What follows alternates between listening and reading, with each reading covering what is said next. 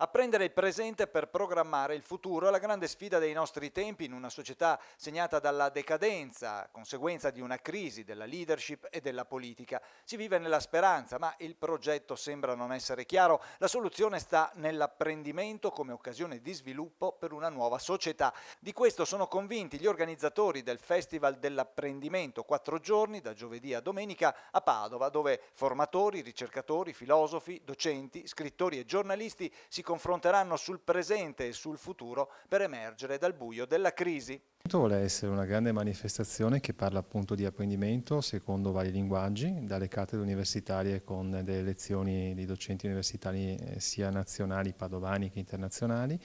Vuole anche essere però una manifestazione che parla a un pubblico allargato e quindi avrà come cuore pulsante il Caffè Pedrocchi con molti attori, molti autori di libri, molti anche laboratori per bambini nell'arco del weekend. Il focus centrale è appunto l'apprendimento.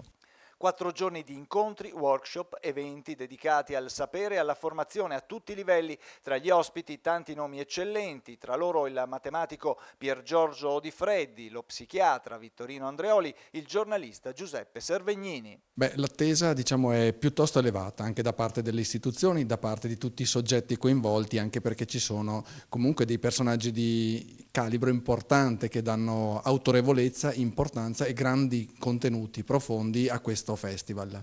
Abbiamo creduto in questa iniziativa perché riteniamo sia molto importante per gli studenti potersi immergere in questi giorni molto ricchi di appuntamenti con attori, professori, scienziati.